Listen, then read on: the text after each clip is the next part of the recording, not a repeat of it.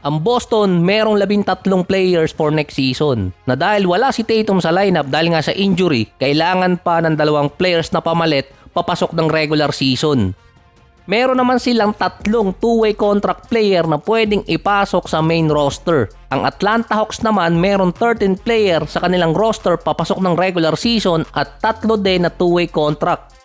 May sapat pa silang first tax apron para makapag-sign ng isang veteran minimum contract player.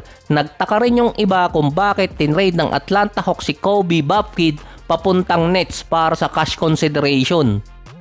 Meron ngayong flexibility at sapat na cap space pa ang Atlanta Hawks at dito pumasok si Russell Westbrook na wala pa ring team sa ngayon pero nasa workout pa rin naman.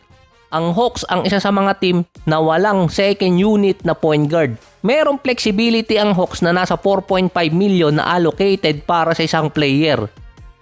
Based sa mga write-ups, ang Hawks ang isa sa mga possible team na puntahan ni Russell Westbrook or ang team na posibleng mag-sign kay Westbrook for 1-year contract. So kulang na sila sa player, nagbitaw pa sila ng isa. Si Dennis Smith Jr. nag-sign na sa Dallas. Si Malcolm Brogdon at Landry Shamet nasa Knicks. Si Ben Simmons ayaw kumuha ng minimum contract. Tanging si Westbrook ang isa sa mga veteran player na willing maglaro bilang second unit at kumuha ng minimum contract. Plus yung nilalagay pa sa mga write-ups na mas better makakasama ni Trae Young si Russell Westbrook para mag-guide din siya bilang isang veteran player at isang papasok na player. Plus, ang mga nilalagay pa sa write-ups, makakasama ni Westbrook si Trae Young na hindi naman bad sign yun. Wala lang, nilagay ko lang talaga. Bago pa lang pumasok yung finals or yung nalaglag ang Nuggets sa playoffs, nireport na kasi na ang Hawks ang isa sa mga team na willing kuning si Westbrook kung magiging free agent siya. Dahil yon sa problema nila sa second unit na wala silang legit playmaker. Based pa sa mga write-ups, ang potential gawin kasi ng Atlanta Hawks na maging point guard nila ay itong si Luke Kennard. Gagawin nilang ball handler or primary ball handler sa second unit. Isang 3-point shooter si Kennard.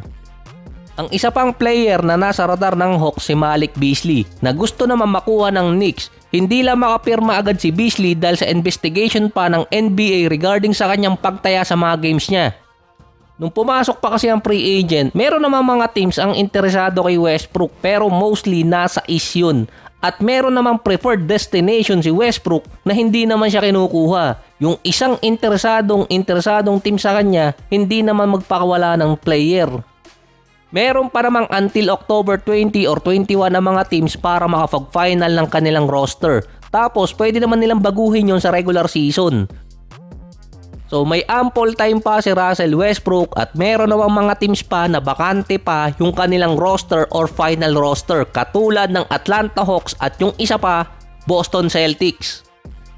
Ang Boston optimistic na makakabalik itong si Tatum by March, 10 months after niyang ma-injured. Sa report, biglang bumilis di umano ang recovery ni Tatum. Baka napanood niya yung interview ni Pau Gasol nang sinabi niyang si Anthony Edwards yung nagkakaroon ng Mamba mentality. Kaya biglang binilisan yung rehab ni Tatum. May possibility talaga na makabalik siya sa 2026 season dahil nga advance yung pag-recover niya mula din sa rehab. Based din kay Joe Mazzulla, mabilis ang recovery ni Tatum dahil lagi siyang nasa training facility sa Boston. Wala di umano makapigil kay Tatum para makabalik. Parang overkill na rin kasi na maglaro agad si Tatum 10 months or 11 months or 12 months after niyang ma-injured. Nasa Boston pa siya na hindi maganda yung track record. Ang nakakapagtaka lang doon, tanging siya lang yung player na na-injured na gustong pabalikin at madaliin pa. Si Halidogo at si Lillard out na talaga sa 2026 season. Kahit si Kevin Durant nun, sinabi agad nung na-injured na hindi siya makakalaro ng susunod na season. Kahit si Klay Thompson nung na-injured ng Achilles tendon injury nung preseason or kaya nung off-season pa lang, sinabing out na agad siya sa susunod na taon. Kaya nakakapagtaka kung magandang bagay ba na maglalaro agad si Tatum sa 2026 or hindi. Ito lang yung mga nakita ko sa forum. Ang Boston, sila yung nakikita na magkakaroon ng malaking backdrop sa standing sa 2026. Dahil marami silang pinakawalan na core player. Kasama doon si Porzingis, si Holiday, si Tatum kasama na rin dahil injured. Tapos may financial issue pa. Pero andun si Jaylen Brown at makakapaglaro. Kapag si Brown di umano nadala ang Boston sa playoffs nang walang Tatum, matatamaan di umano ang reputasyon ni Tatum bilang franchise player.